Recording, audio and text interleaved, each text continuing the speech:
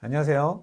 빅데이터 분석 기사를 공부하는 수험생 여러분 반갑습니다. 저는 ADSP 민트 책의 저자이면서 빅데이터 분석 기사 필기시험 주황색 책 저자인 윤종식입니다. 오늘은 지난 시간에 이어서 빅데이터 분석 기사 필기 12회를 대비한 과목들 중에서 이 과목을 대비하는 그런 개념과 어떻게 시험을 준비해야 할지에 대한 내용들을 같이 공부해 보도록 하겠습니다. 자, 이 과목은 빅데이터 탐색 과목이죠. 이 탐색 과목의 주요 범위를 보시면 전처리, 결측치, 이상치에 대한 처리, 변수 선택과 차원의 축소, 파생 변수, 그 다음에 불균형 데이터에서의 데이터 추출, 그 다음에 상관관계, 기초 통계량, 시각적 탐색, 확률 분포, 표본 분포, 추정, 가설 검정, 이런 것들이 포함되어 있습니다. 사실상으로는 기초 통계 분석과 EDA 그리고 시각화 이런 형태의 내용들이 주를 이루는 부분입니다. 그래서 제목도 이 과목의 제목은 빅데이터 탐색 이렇게 되어 있고요. 전반적인 학습 팁은 크게 말씀드린 것처럼 전처리 부분이 포함되어 있고요. 그 다음에 기초 통계 부분이 포함되어 있습니다. 그리고 가설 검정 같은 부분이 포함되어 있고 시각화에 사용되는 그런 EDA 관련한 내용이 있기 때문에 크게 3등분 또는 4등분으로 공부를 하시면 됩니다. 그래서 크게는 이게 ADSP 과목을 우리가 공부할 때 3과목 통계 분석 부분에 해당하는 내용들이 있고 그 중에서도 이제 기초 통계에 해당하는 내용들까지가 여기 범위에 포함되는 내용이에요. 그리고 여기 추가적으로 이제 EDA에 많이 활용되는 시각화 툴들 이런 것들이 조금 들어가 있습니다. 그렇기 때문에 이 부분에서는 비전공자들은 조금 어렵게 느껴지실 수는 있지만 ADSP의 3과목을 좀 공부를 좀 열심히 하셔서 점수가 좀 높게 나타나신 분, 3과목만 해서 한 70점 이상 80점 정도까지 이렇게 받아보신 분들은 비슷한 유형의 문제들이 출제된다라는 걸로 이해하시면 좋고, 그래서 전공을 하시거나 ADSP 자격증을 공부할 때 3과목을 좀 열심히 하셨다 하는 분들은 좀 쉽게 문제를 풀어낼 수가 있습니다. 그리고 추가적으로 좀 어려운 부분들, 이런 부분들만 좀 더 보강을 한다면 좋은 점수를 맞으실 수가 있습니다. 자, 그러면 이 과목에서의 출제 경향을 한번 분석을 한번 해 볼게요. 이 과목의 출제 경향 분석입니다. 좀 확대를 해서 볼게요. 자, 여기에 보시면 빅데이터에 대한 탐색 부분에서 전체적으로는 여기 정제 부분, 정제 파트가 나오는데요. 이 정제 파트에 나오는 부분, 그리고 차원의 축소와 관련한 부분, 그 다음에 데이터의 탐색 개요라고 해서 나오는 기초 통계 분석 부분, 시각화 데이터 탐색하고 이렇게 나오는 부분들, 그리고 상관 분석과 관련한 그런 내용들, 그 다음에 확률 분포와 관련한 내용들, 가설 검증과 관련한 내용들, 이렇게 이제 구분이 되어 있습니다. 이 중에서 문제들을 보시면 우리가 10회에 걸쳐서 문제가 시험이 시행이 됐잖아요. 그 10회의 시험들에 대한 기출 복원을 쭉 해보니까 저희가 문제가 많이 나오는 그런 개념들이 있더라라는 거예요. 특히 문제가 많이 나오는 이런 개념들을 중점적으로 여러분들 반드시 공부하셔야지 되고요. 이 1등급, 빈출 1등급에 대한 개념들은 사실은 책을 보면 쉽게 이해될 수 있으실 거고요. 또 좀 모르겠다 싶은 분이 계시면 그런 부분은 유튜브 영상이나 동영상 강의 같은 것들을 참고하셔서 좀 집중적으로 공부하시는 게 좋습니다. 그리고 그 외에도 데이터 변환, 그죠? 변수 선택하는 방법, 이런 부분은 6문제에서 7문제가 총 출제가 됐습니다. 그리고 2025년도에도 보시면 2문제씩이 이렇게 출제가 되었었고요. 그리고 의외로 차원 축소는 총 13문제가 나왔는데 2025년도에 조금 주춤했습니다. 2024년도에는 5문제가 나왔었는데 2025년도에는 1문제만 나왔어요. 그래서 이번 시험에는 반드시 차원 축소와 관련한 문제가 출제될 것으로 예측을 드립니다. 그리고 파생 변수 생성하는 부분, 변수 변환하는 부분, 이런 부분들도 작년 시험에 2문제 이상 나왔습니다. 그러니까 매 시험마다 한 문제씩은 충분히 나온다라는 걸로 인지를 하셔야지 되고요. 그 다음에 기초 통계 분석, 그 다음에 시각적 데이터 탐색 EDA와 관련한 여러 가지 그 시각화 도구들이 있습니다. 그렇죠? 박스 플랫이나 아니면 그 줄기 그림이나 히스토그램이나 이런 내용들, 이런 것들도 반드시 시험에는 나옵니다. 반드시 시험에 나오기 때문에, 그리고 이 부분에 나오는 문제들은 우리가 개념적으로 잘 이해하고 있는 부분이기 때문에 좀 쉬워요. 그래서 이 과목에서 나오는 문제들은 쉬운 문제들의 형태가 많이 출제가 됩니다. 그렇기 때문에 꼭 이 부분을 집중적으로 공부하셔가지고 70% 이상 득점을 하는 그런 전략을 가지셔야지 됩니다.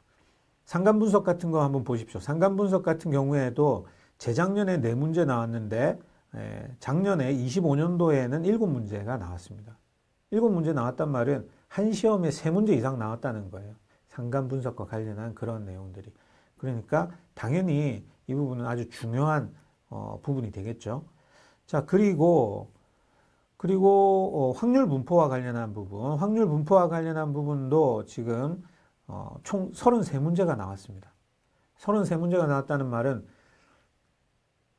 매 시험마다 3문제 이상 나온다는 얘기죠. 예, 매 시험마다 3문제 이상 나온다는 이야기고, 2024년도에도 6문제 출제됐고, 2025년도에도 5문제, 거의 2~3문제가 이렇게 출제가 되었다라고 보시면 되죠.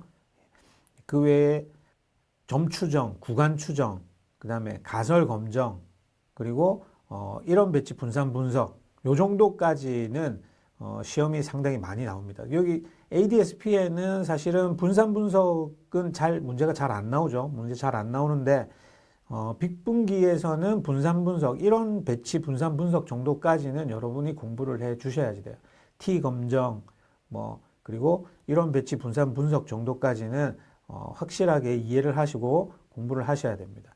작년에도 2025년도에도 아노바와 관련한 그런 문제가 총 3문제가 나왔습니다. 그래서 시험에 1~2문제 이상 이렇게 나온다라는 거를 꼭 기억을 하시고, 여기에 지금 저희가 관리하고 있는 개념들, 이 외에도 다양한 개념들을 또 이렇게 관리를 하고 있지만, 여기에 나오는 1등급 개념들, 2등급 개념들은 여러분이 꼭 인지를 하시고 시험에 무조건 나올 수 있다라는 걸 인지를 하시고 공부를 해 주시기 바랍니다. 그리고 이번 시간에는 여기에 있는 개념들 중에서 1등급 개념들만 간단하게 좀 설명을 드리고, 어떤 문제들이 나오는지 그런 것들을 문제를 좀 풀어가면서 진행을 해 보도록 하겠습니다. 데이터에듀 PT를 중심으로 해서 문제들을 좀 풀어볼 계획이고요. 자, 먼저 첫 번째에 그 시험에 자주 나오는 1등급 개념 중에 첫 번째 개념입니다. 데이터 정제죠. 데이터 정제.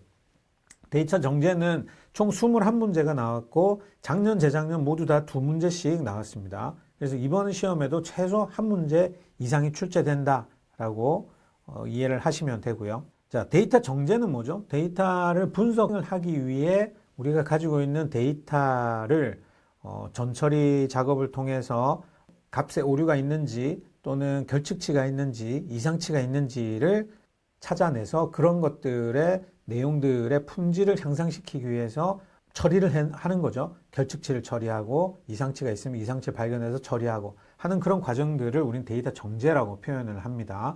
그래서 이 부분에서 시험에 무조건 나오는 부분은 결측치를 인식을 어떻게 하느냐, 결측치를 그 다음에 정제를 어떻게 하느냐, 처리를 어떻게 하느냐 하는 문제가 반드시 나옵니다.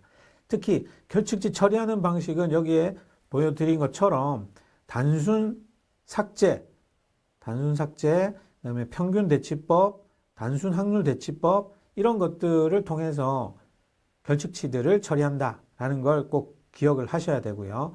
단순 삭제와 평균 대치법, 단순 확률 대치법이 어떤 내용인지는 여러분들이 조금 더 깊이 있게 공부를 좀 해 주셔야 됩니다. 그리고 그 다음에 이상치 판단 기준, 이상치를 어떻게 판단하느냐, 하는 것들. 이게 시험에 또 자주 나오죠. 결측치는 처리 방법이 시험 문제 자주 나오고요.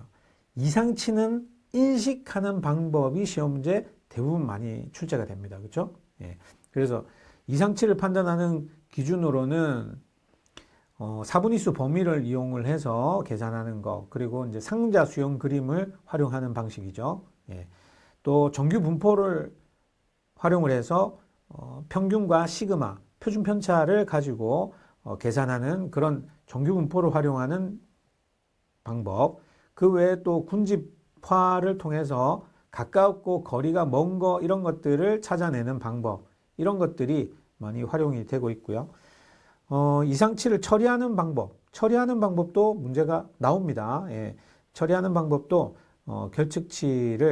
이상치를 뭐 잘라버리든지 아니면 잘라버리든지 아니면 값들을 조정을 해서 활용을 하든지 하는 것들로 문제가 나옵니다. 그래서 출제는 앞에 말씀드린 것처럼 결측치에 대한 발생 유형이나 처리 방법들 어떻게 처리하는지에 대한 문제가 집중적으로 나오고요. 이상치는 판단 기준, 판별 기준에 대한 것들을 자주 묻고 그것들을 어떻게 처리하는지 하는 것들을 자주 묻습니다. 자, 문제 한번 보도록 하시죠. 자, 이 문제는 오답킬러 백제에 있는 문제입니다. 오답킬러 백제.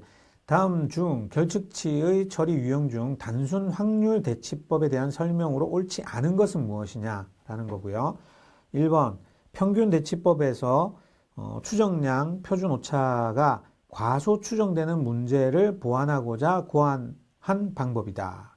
2번 단순 삭제법에서 추정된 통계량으로 대치할 때 어떤 적절한 확률값을 부여한 후에 대치하는 것이다. 3번 2번이 이상하죠.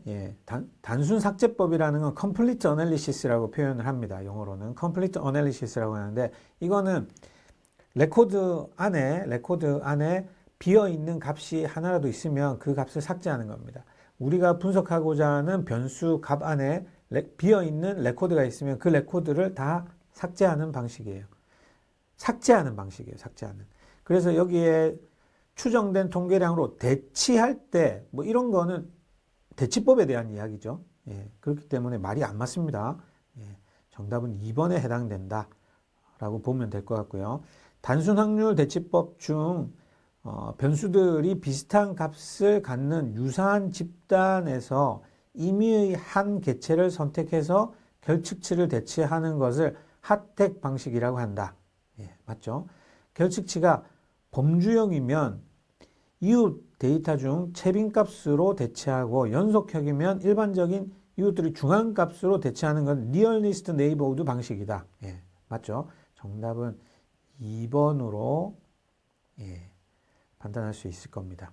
좀 더 구체적인 내용들은 해설들을 좀 더 살펴보시면 좀 더 이해하실 수 있을 것으로 보고요.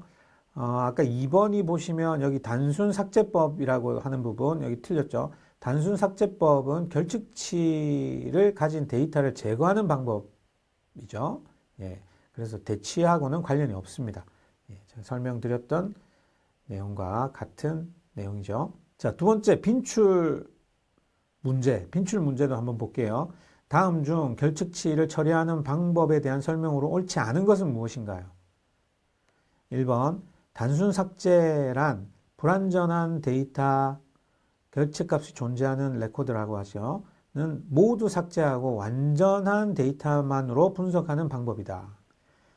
2번 데이터 손실을 보완하기 위해서는 단순 삭제보다는 평균 대치법으로 또는 단순 확률 대치법을 이용할 수 있다. 맞죠? 단순 확률 대치법은 평균 대치법에서 표준 추정량 표준 오차가 과소 추정되는 문제를 보완하고자 고안한 거다. 맞는 것 같고요. 평균 대치법은 결측치를 관측 데이터의 평균 값을 대치하는 조건부 평균 대치법과 회귀 분석을 활용해서 결측치를 대치하는 비조건부 평균 대치법으로 나눌 수 있다. 정답이 4번이죠. 왜 4번인가요? 이 내용이 지금 두 개가 바꿔져 있습니다. 그렇죠? 예. 관측 데이터의 평균 값으로 대치하는 방법은 조건부가 아니라 비조건부 대치 방법이에요. 비조건이라는 뭐예요? 묻지도 따지지도 말고 다른 있는 값들의 평균을 내서 너 묻지도 따지지도 마. 그게 비조건이죠. 비조건. 예. 그리고 있는 데이터들에서 회귀 모델을 돌려가지고 데이터의 어떤 값의 흐름에 따라서 그 값을, 조건에 따라서 그 값이 변해서 대치가 되는 거, 그건 조건부 평균 대치법이라고 이야기하게 됩니다. 그렇죠? 예. 자, 두 번째 개념은 차원 축소 부분입니다. 차원 축소 부분. 차원 축소 부분은 다차원 데이터들 가지고 보통 우리가 분석을 하고 있기 때문에 이 다차원의 데이터들에서 모델에서 활용하기에 가장 좋은 변수들을 뽑아내는 작업들이 필요로 하게 됩니다. 그 변수 선택이라고도 하는데 이 변수 선택 안에는 변수를 축소해서 선택하는 거랑 중요한 변수들을 뽑아내서 선택하는 거랑 두 가지 방법이 있겠죠. 예. 그래서 보시면 차원 축소 유형으로 보면 피처 선택, 피처 셀렉션이라고 표현하는 부분이 있고 피처 추출, 피처 익스트랙션이라고 표현을 합니다. 예, 두 가지 방식이 있어요. 그렇죠? 예, 피처 선택, 셀렉션은 뭐냐? 여러 변수들 중에서 데이터의 특성을 잘 나타내고 있는 주요한 변수 그 자체를 선택하는 겁니다. 변수 그 자체를. 예. 그래서 10개의 변수가 있다 그러면 그 중에서 제일 좋은 변수들을 이렇게 뽑아내는 거고요.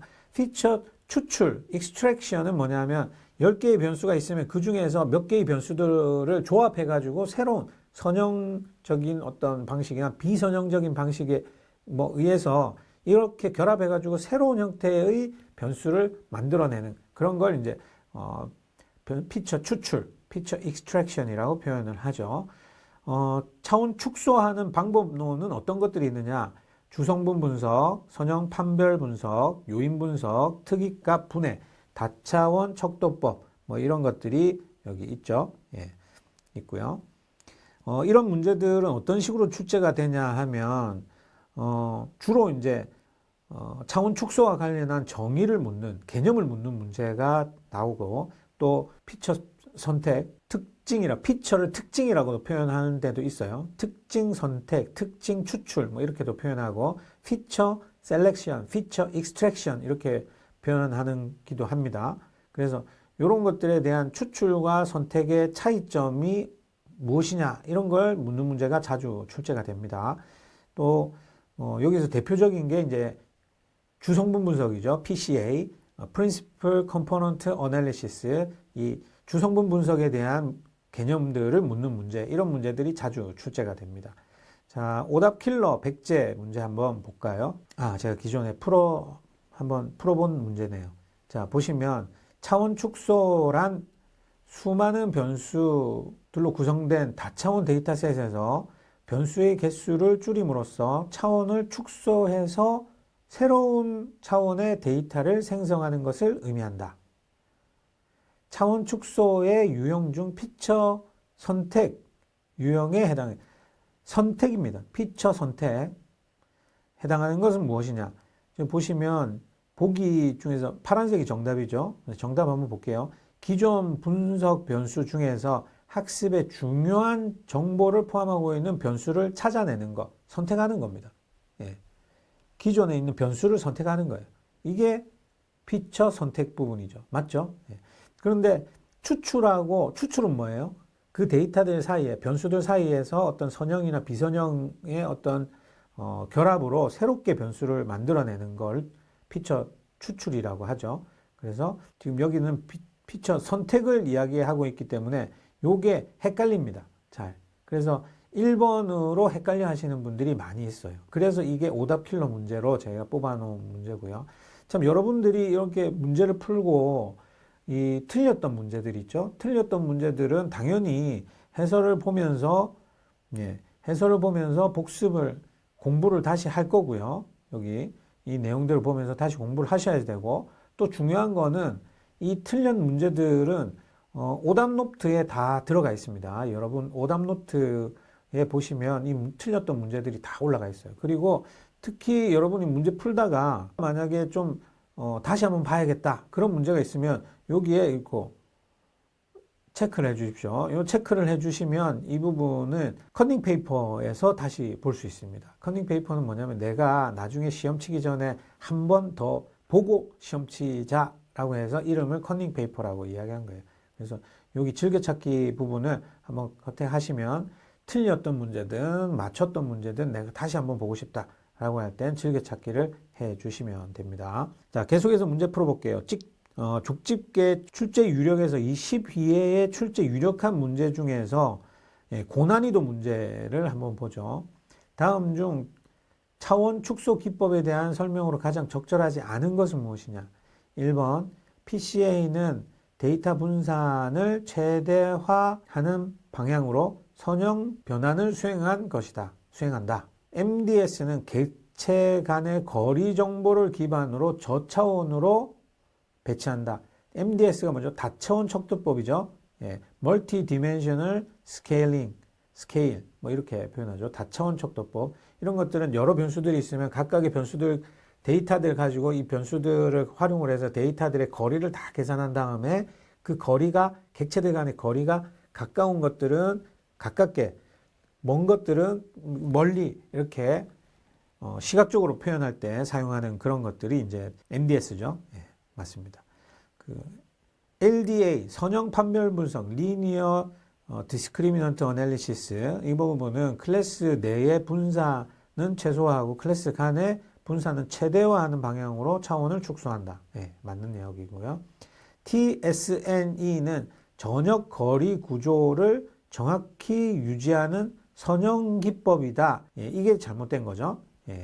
이게 잘못된 내용입니다. 좀 어렵죠. TSNE라는 개념의 알고리즘이 ADS-P에는 안 나오죠. ADS-P는 안 나옵니다. 근데 지금 빅분기에는 한 번씩 출제가 되는 부분이 있어요. 그래서 이 부분이 이제 쪽집게 고난이도 문제로 이렇게 표현해 놓은 건데, TSNE 방식은 비선형 차원 축소 기법이에요. 비선형의 차원 축소 기법. 그래서 여기 선형 기법이다라고 이야기한 게 일단 잘못됐고, 또 이 전역 구조를 가지고 하는 게 아니라 국소의 이웃 구조를 보존하는 데 중점을 두고 있습니다. 뭐 이게 무엇인지는 나중에 좀 더 깊이 있게 공부를 하시고요. 자, 그래서 일단 4번 이런 형태의 문제들이 출제가 가능하다라는 것들을 여러분이 알고 계셔야 된다라는 거죠.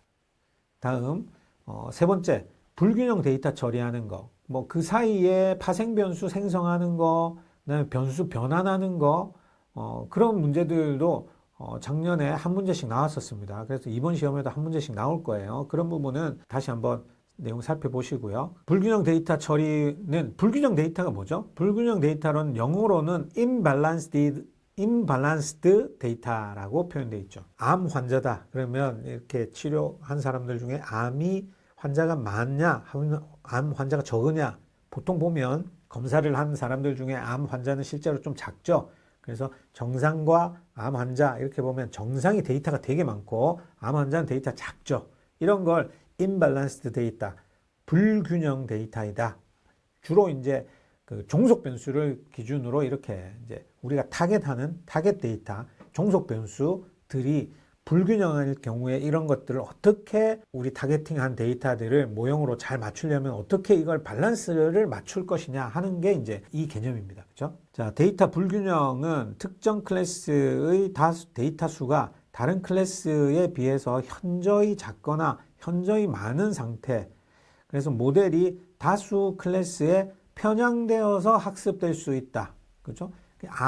암이 걸린 사람과 안 걸린 사람이 있으면 정상이 너무 많기 때문에 정상인 사람들의 것으로 편향해서 우리가 모델을 학습시킬 수가 있게 된다라는 거죠.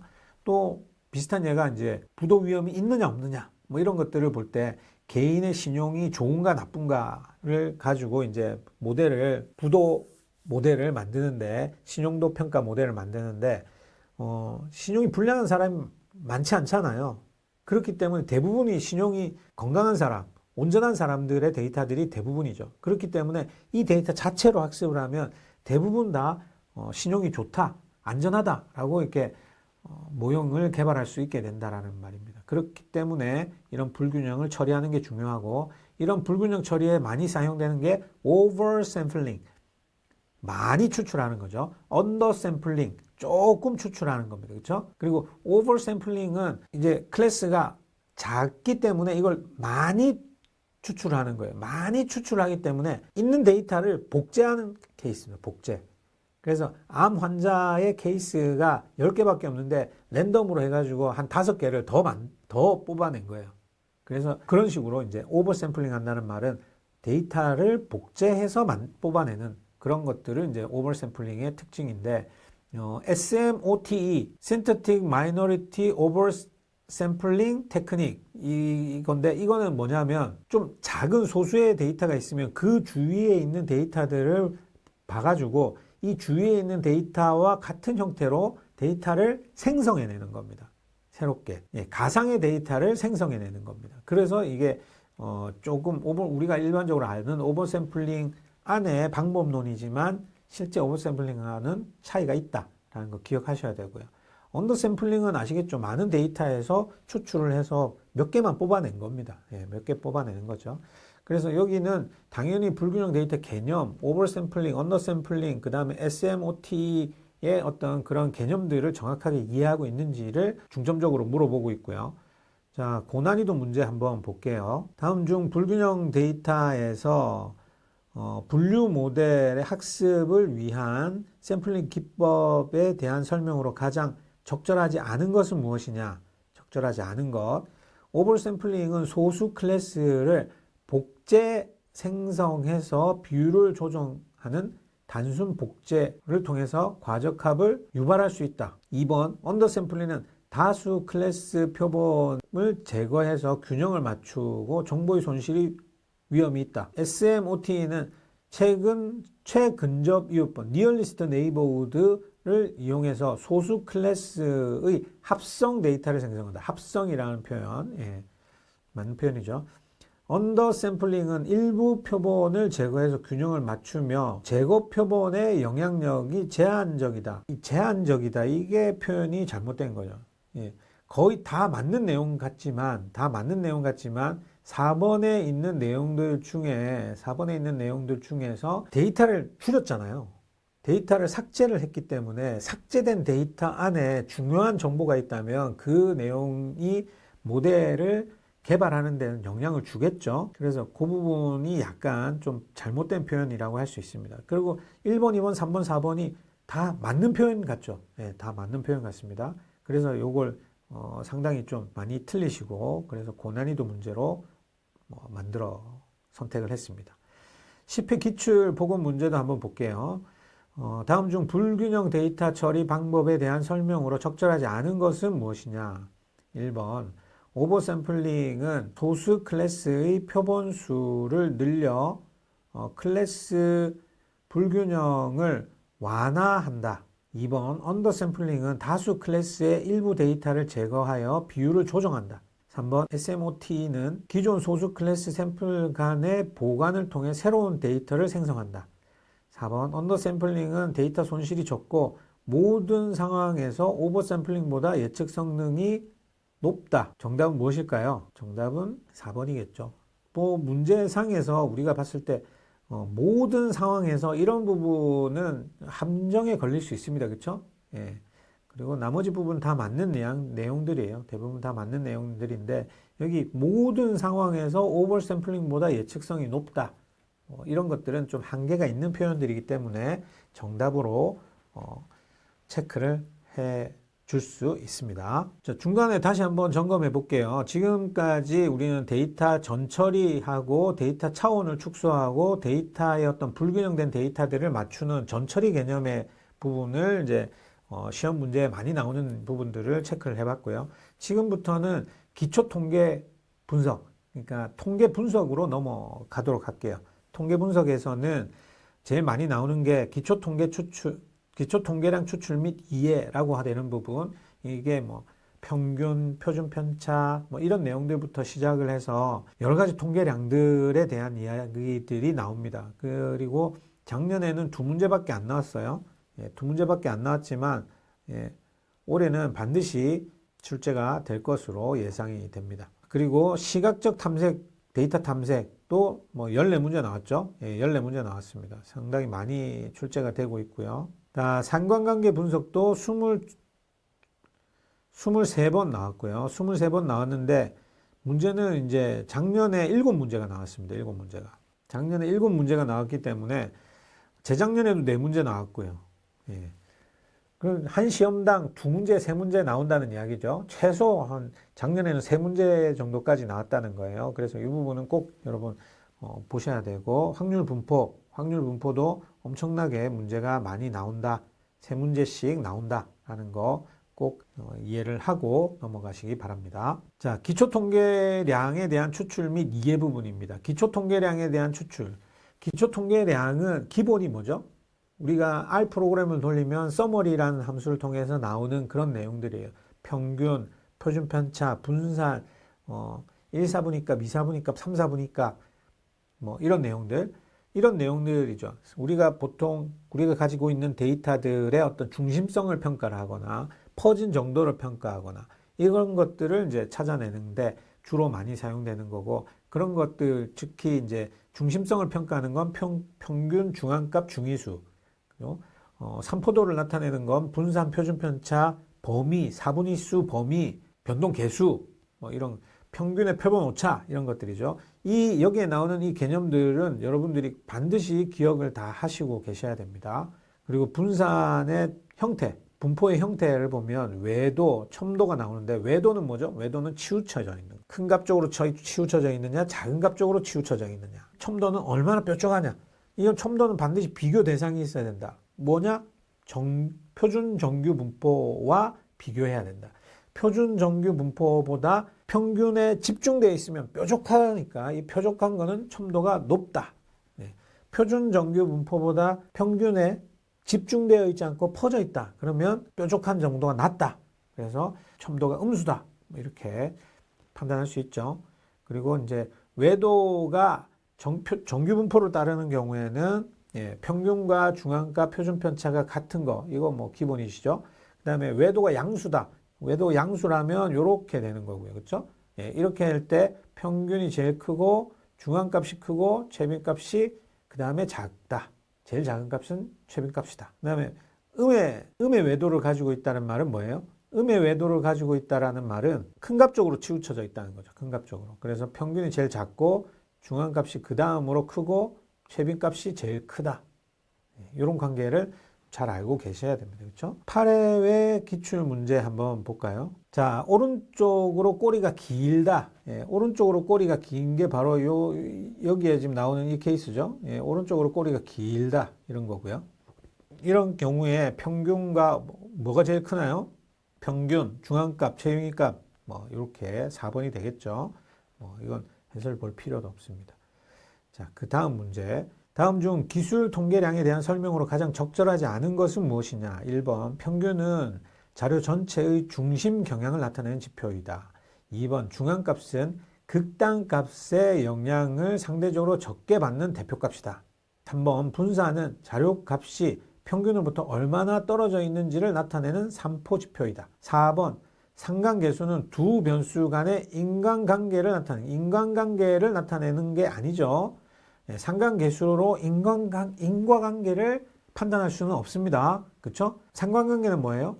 방향성, 그리고 얼마나 직선의 경향을 가지느냐, 그리고 그거에 대한 방향성이 어떻게 돼 있느냐 하는 것들을 분석하는 게 상관분석이죠. 그래서 이런 문제들이 출제가 된다라는 거 기억을 하시고요. 자, 그 다음에 시각적 탐색하는 방법. 시각적 탐색 방법들에는 히스토그램이라든지 막대 그래프는 히스토그램하고 막대 그래프는 항상 비교하는 그런 형태의 문제들이 나옵니다.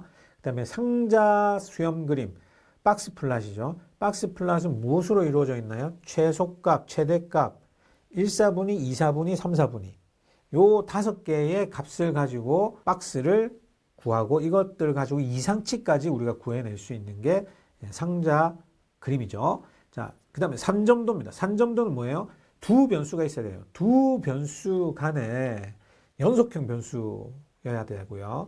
이 두 연속형 변수들의 값들이 위치하는 이 점들, 위치 값들을 쭉 이렇게 살펴보니까 이 관계가 어떻다라는 걸 눈으로 시각적으로 볼 수 있는 게 이제 산점도죠. 거기 안에는 데이터들의 군집도 우리가 파악할 수가 있고요. 군집이 이렇게 나눠져 있는 것 같네. 또는 이 이상치가 이렇게 존재하는 것 같다. 이런 것들도 볼 수가 있습니다. 막대 그래프의 특징들, 선 그래프의 특징들, 도수 분포표 뭐 이런 것들이 시험 문제에 출제가 잘 되고요. 문제 한번 풀어볼까요? 다음 중 표본을 도표화함으로써 모집단 분포의 모양이나 형태를 파악하는 방법에 대한 설명으로 가장 부적절한 것은 무엇이냐? 1번 히스토그램은 도수 분포표를 이용하여 표본 자료의 분포를 나타낸 그래프이다. 수평축 위에 계급 구간을 표시하고 그 위에 각 계급의 상대적인 상대 도수에 비례해서 넓은 직사각형을 그려낸 것이다. 2번 줄기잎 그림. 줄기잎 그림은 줄기의 잎들이 이렇게 얼마나 있는지 보는 거죠. 줄기잎 그림은 각 데이터의 점들을 구간 단위로 요약하는 방법으로 계산량이 많다. 계산량이 작죠.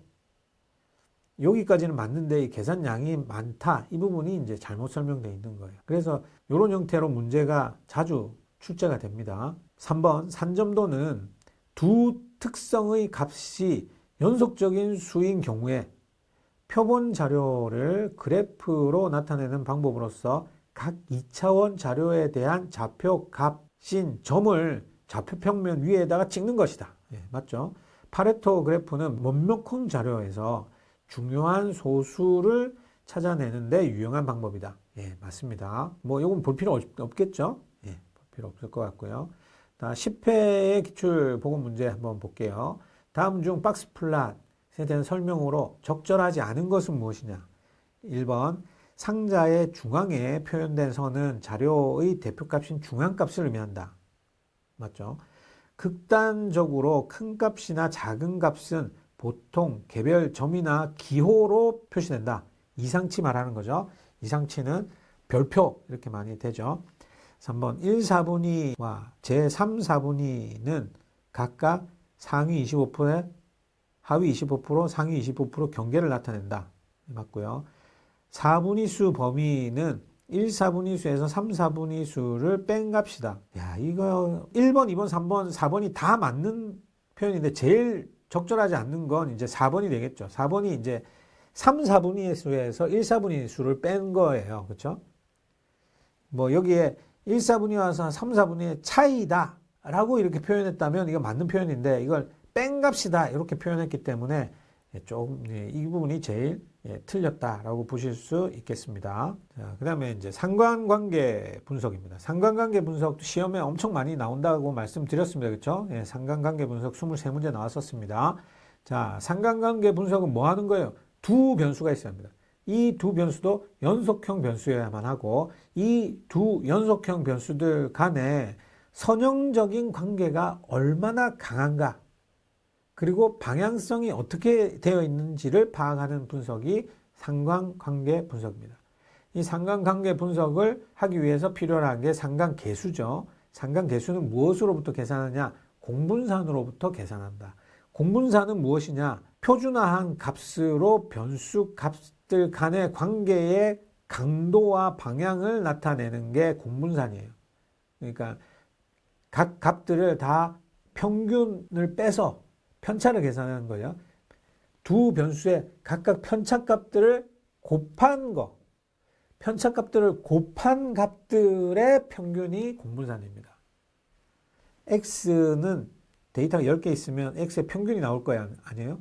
그 각각 10개가 이 평균과 차이가 얼마 되는지를 계산하고 그에 대응하는 Y 값도 Y와 Y 평균에 대한 차이를 계산해서 그 값들을 다 곱해서 계산한 다음에 이 곱한 값들의 평균이 얼마인가를 계산하는 거죠. 그게 공분산이고요. 당연히 공분산과 상관관계는 차이가 나는데 공분산에다가 X의 표준편차, Y의 표준편차를 곱한 값을 나눠주면 이게 마이너스 1에서 1 사이 값으로 바뀌게 된다. 그게 상관계수다.